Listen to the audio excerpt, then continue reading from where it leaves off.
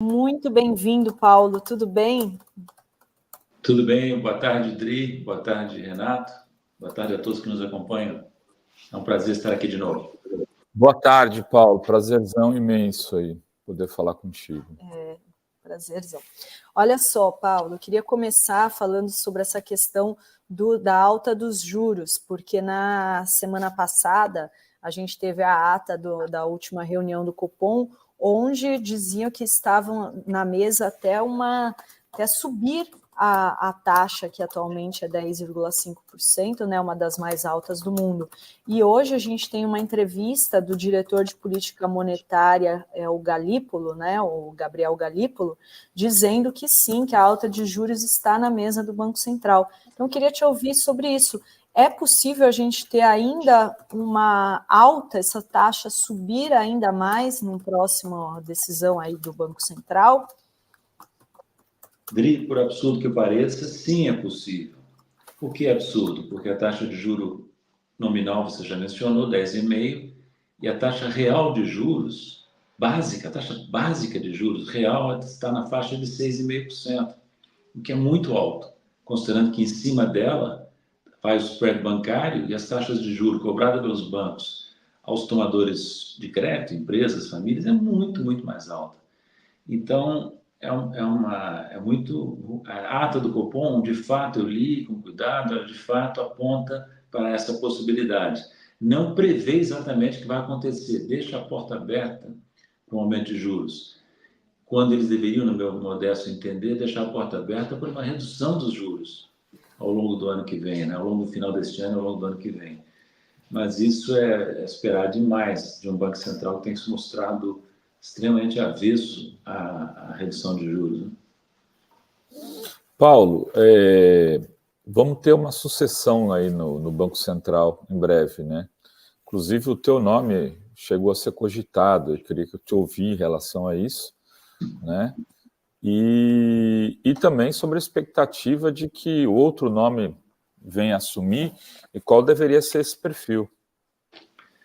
Renato, o meu nome foi de fato cogitado nas redes sociais e eu fiquei muito contente de ver tanta gente pedindo que eu seja indicado, mas não foi realmente cogitado, não está sendo realmente cogitado pelo governo. O nome que parece provável é o do Gabriel Galípolo mesmo. É um bom nome, é um sujeito muito inteligente, vigoroso, e pode fazer um bom trabalho. Se vai ou não fazer um bom trabalho, o tempo dirá. Temos que dar um voto de confiança a ele, no meu entender. Muita gente na rede, mais para a esquerda, fica dizendo: esse já está vendido, esse já está cotado. É cedo para dizer. Vamos ver como ele se comporta caso ele de fato seja nomeado presidente do Banco Central a partir de janeiro. Aí nós vamos ter um teste se ele está atuando de maneira diferente ou se é mais um na longa fileira de economistas e técnicos que comandam o Banco Central em linha com os interesses do sistema financeiro. Eu deixaria aberto, por enquanto, essa possibilidade do Gabriel se mostrar diferente dos demais. Em relação ao voto que ele deu de manutenção da taxa recentemente, em 10,5%, Ele, como unanimidade ali do Banco Central. Em duas reuniões, houve unanimidade em favor da manutenção da taxa, né? Com todos indicados pelo Lula, pelo governo Lula, votando a favor da manutenção. Você lembra que houve uma reunião há algum tempo atrás em que houve uma cisão e os quatro indicados pelo Lula votaram de maneira diferente do Roberto Campos e companhia, Roberto Campos Neto. E aí choveu canivete em cima do Gabriel Galípolo, né? Ele resolveu, provavelmente, certamente, resolveu fazer um recuo tático. Espero que seja só tático e não estratégico, né? E se alinhar temporariamente a maioria comandada pelo Roberto Campos, para a partir de janeiro, quando a maioria será de indicados pelo governo Lula, no Copom, no Banco Central, aí sim caminhar na direção de uma mudança. Pelo menos é o que eu espero que aconteça. Em relação àquele pequeno espirro no Japão, que foi tratado como uma crise que poderia ser uma crise global, né? O que você achou? O que você, hoje, analisando, olhando pelo retrovisor, quer dizer, retrovisor mais ou menos, né? O carro ainda está perto, mas como você analisa aquele episódio? Olha, me parece que foi mais um soluço do que uma crise, né? Agora, não quero dizer com isso que não haja fragilidades no sistema financeiro internacional, no sistema financeiro americano e em outros países, porque essas fragilidades ficam ocultas de quem analisa de fora até o momento em que elas estouram. Então, para identificar a fragilidade, você tem que estar dentro do sistema financeiro, sabendo onde estão se acumulando fragilidades, né? E, na minha opinião, pode bem ser que, de novo, haja um acúmulo de vulnerabilidades que leve a uma crise global. Mas enquanto o que acontecer for uma redução dos juros nos Estados Unidos, como se prevê, isso é bom para nós, é bom para o Brasil, porque o Brasil poderá com mais facilidade fazer a tal redução da taxa básica de juros, dado que a americana, que é a taxa de referência, está em queda, estaria em queda também, né? E, Paulo, eu queria voltar à questão dos juros, porque hoje, agora, né, com essa entrevista do Galipo, eu estava vendo que o mercado reagiu muito bem, o dólar fechou em queda, a bolsa né, subiu. Como você vê essa pressão da mídia, né, em relação a essa taxa? Porque assim, não há nenhuma discussão, embora todas as críticas do presidente Lula, até o Alckmin, né, na semana passada, foi para cima da política monetária do Banco Central, defendeu abaixar a taxa de juros. Como você vê essa cobertura da mídia, né, na economia? E também qual seria a taxa ideal, na sua opinião, para o Brasil? Rodrigo, o que há, na verdade, é um movimento concertado envolvendo a mídia tradicional e o sistema financeiro que se beneficia da taxa de juros mais alta. Então, é uma pressão constante. Se você lê os jornais ou as televisões, você vê que há uma coligação de pessoas falando a favor do aumento da taxa de juros, como se ela já não fosse autossuficiente. Isso é, no meu entender, ideologia econômica errada, mas também interesses econômicos que se beneficiam de uma maior taxa de juros. Agora, taxa ideal, não existe propriamente taxa ideal. O que eu te diria é que, com a inflação de apenas 4%, algo assim, seria bem normal que a taxa de juros real fosse, sendo a taxa de juros real 3%, que já é muito alto, que a taxa de juros básica pudesse cair para a faixa de 7%. Há argumentos contra isso, que o Banco Central desenvolve. E eu não vou dizer aqui dogmaticamente que é possível imediatamente partir para isso, mas avaliando o conjunto de indicadores à disposição do Banco Central, com cuidado, com um grau de profundidade que só o Banco Central domina, eu não diria a priori que seja impossível, não. Depende de uma mudança na visão do Banco Central. E depende de uma disposição de contrariar interesses e contrariar a visão dominante, demonizadora, que eu não acho que não é impossível, exige clareza e coragem. O governo pode bem ter isso, o governo e o novo Banco Central a partir de janeiro, né? Mas se isso acontecer, você já pode prever as manchetes, né, no dia seguinte, né, se o banco se mudar, né, imaginando, né, se mudando a presidência, se tiver uma mudança na política monetária, o Brasil vai ter um monte de notícia negativa, né, do mercado, né. Vai ser um Deus nos acuda, mas cabe ao Banco Central, em coordenação com o governo, enfrentar essas expectativas, porque as expectativas são, em grande medida, produzidas pelo governo e pelo Banco Central. Então, ele tem capacidade, dentro de certos limites, de guiar. O que acontece com o Roberto Campos Neto? Ele alimenta expectativas desfavoráveis sobre a política fiscal, sobre a taxa de inflação, sobre a trajetória da taxa de juros. É como se o presidente do Banco Central trabalhasse contra. Isso foi amplamente comentado, né? E permanece verdadeiro no meu entender. Se você tiver um presidente do Banco Central trabalhando a favor e o resto da diretoria majoritariamente indicada pelo Lula, pelo governo Lula, não há por que não mudar isso, no meu modo de ver. Paulo, você escreveu também um artigo sobre a questão da Venezuela, né? Que é a Venezuela contra o Império. E a gente vê também essa cobertura aí da mídia toda a crítica, né, aí até ao Brasil, embora o Brasil não tenha reconhecido ainda, né, a vitória do Maduro, enfim, tá esse impasse aí.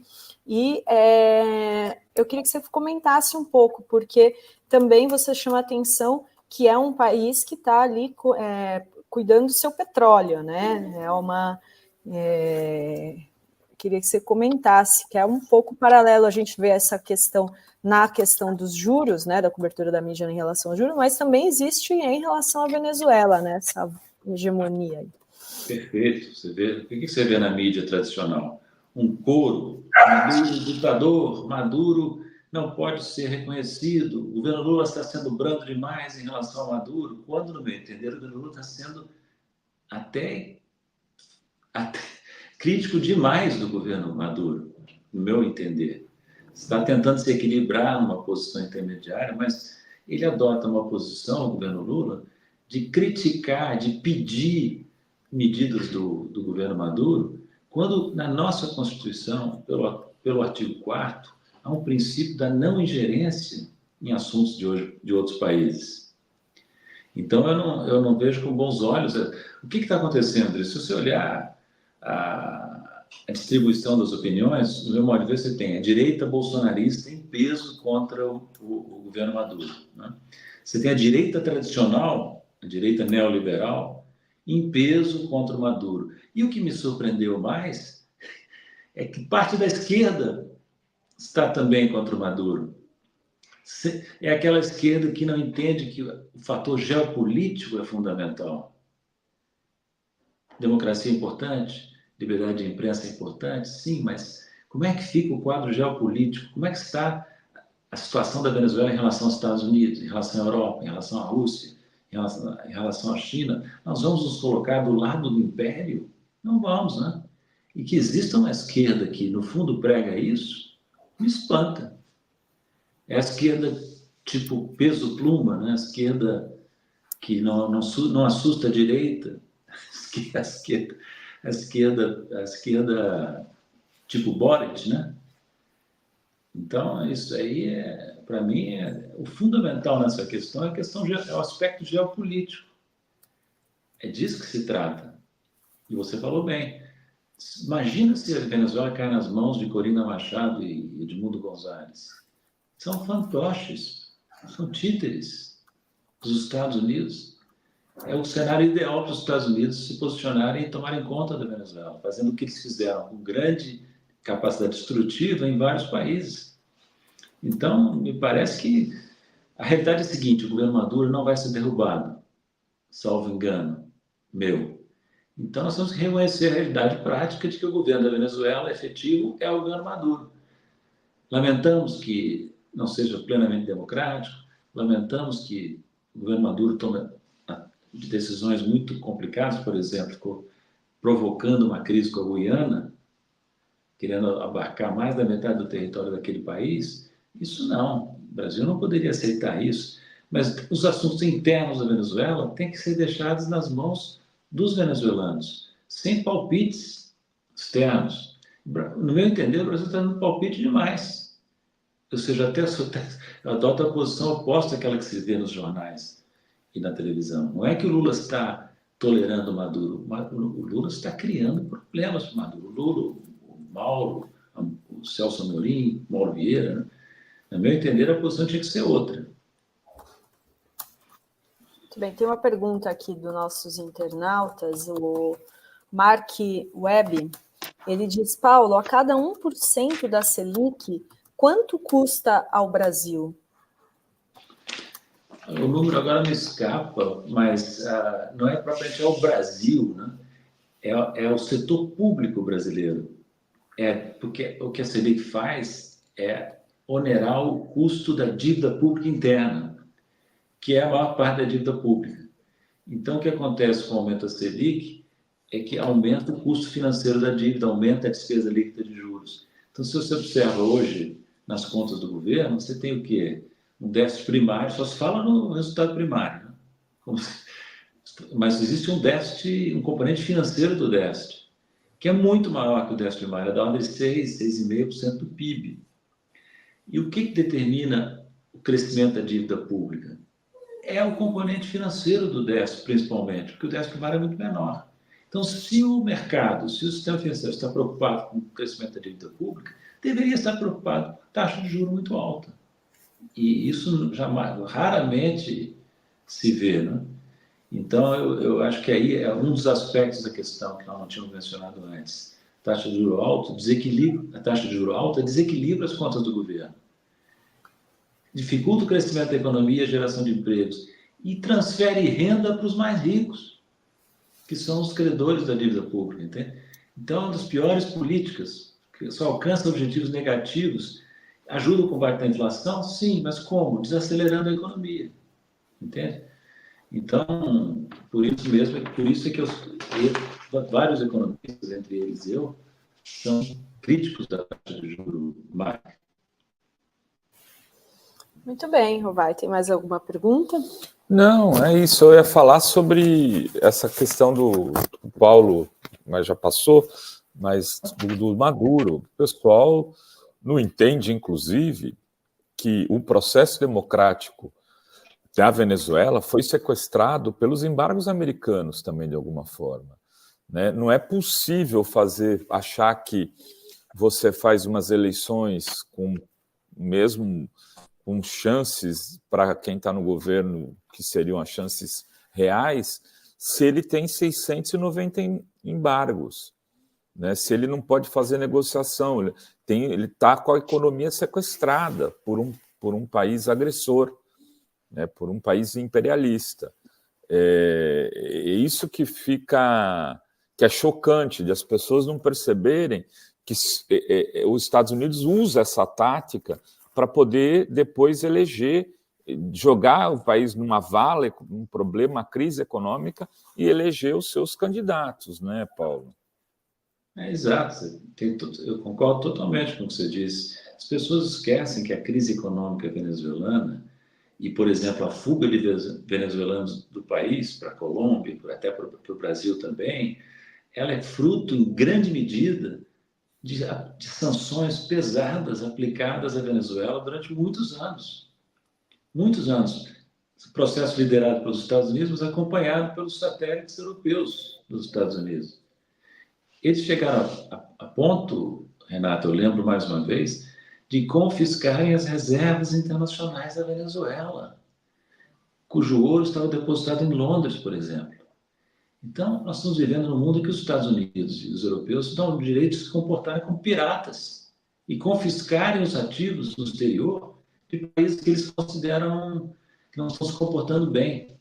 Então, nesse contexto, como é que pode grande parte da esquerda brasileira e fora do Brasil achar que, não, Maduro isso, Maduro aquilo, desconsiderando totalmente esses fatos que você mencionou? E não é pouca coisa, né? Foi 31 toneladas de ouro, né? Uma coisa aí avaliada na casa dos 50 bilhões de reais. Isso na época, sim, são dados que talvez podem ter aumentado aí no percurso. Então, a Venezuela... E entregaram para o Guaidó, para ele administrar o país. Piada, né, velho? Sinceramente. O que o Guaidó fez com esses recursos? Ele ficou governando a Venezuela, Paulo. Olha que loucura. À distância, né? Usando o recurso para poder fazer as estripulias dele. Eu nem sei como é que isso está. Esses dias teve, numa palestra que ele foi dar, acho que nos Estados Unidos, uma menina que se levantou e cobrou ele publicamente acerca disso. Você pegou o nosso dinheiro, você roubou o país.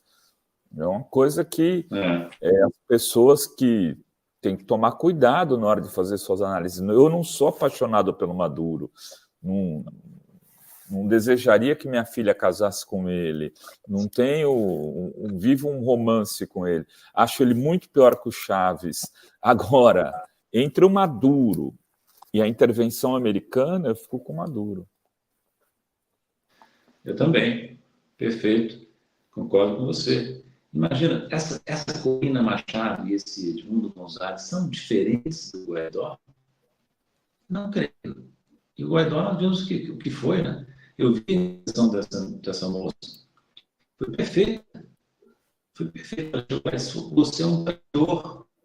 Você roubou os recursos da Venezuela. Onde estão os recursos dos quais você apropriou? Eu achei maravilhosa a intervenção da moça. Aliás, me pareceu que era uma americana, pelo sotaque perfeito, mas pode ser que tenha sido uma venezuelana que domina bem o inglês. Né? A gente deu uma congelada, Paulo. Eu queria te agradecer. Muito obrigada, viu, pela entrevista aqui hoje. Até a próxima. Volte obrigada, sempre. Viu? Tchau, tchau. Obrigado, foi um prazer, Renato. Um prazer, Rodrigo. Grande abraço, Paulo. Um abração. Tchau.